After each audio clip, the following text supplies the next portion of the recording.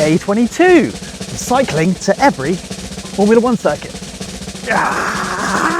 And before we can get back to me destroying my phone, I first need to figure out what the heck I did with my helmet visor. Where did that go? Turns out, just 2 hours outside of the Sydney CBD, I left it right there chilling on the ground. I left it in Manly. I've just seen the clippers on the floor.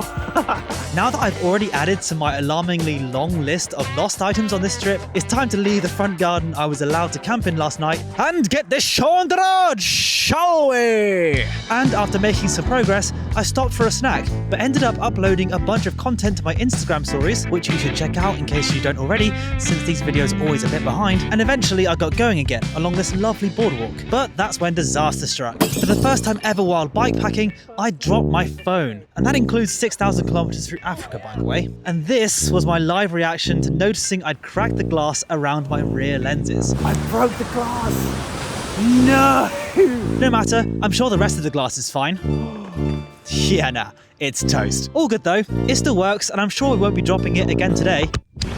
Anyway, after this lovely spot for lunch, I did my best impression of policeman officer Danny Butterman at these swans, before carrying on with my day. Now, this is where I had the decision to make. I had a host lined up in Newcastle with the enticing offer of a family cocktail night, but I was cutting it a bit fine. It was already 1 PM and I had another 70 kilometers to cover. Send it or not to send it? Well, I think that decision was made for me. With the next section being a long run on the Pacific Highway, I wanted to power through it as fast as possible. Thankfully, I then found some bike paths, and at one point I spotted a fruit stand, which was hard to refuse. It was a hot afternoon, and I was definitely pushing myself given how long we've been off the bike. Then, a bit further along, right after the bike path turned into this awesome metal boardwalk, I started recognizing a few classic signs that this path might have a history. This feels suspiciously like a rail trail.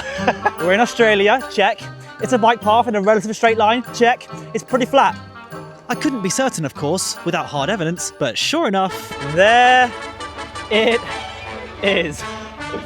An old station platform. And if you're new here, I like trains! And rail trails. Of course, I'd rather they were still railway lines, but as the next best alternative, I'll absolutely take being able to retrace the rails of trains gone by on my bicycle instead of the land being lost to urban sprawl. And while I have you here, why not tag a redhead in the comments? Plus, this one, named Fernley, took me all the way into Newcastle without me needing to use any roads, which is good considering how much Aussies hate cyclists. Forgive me.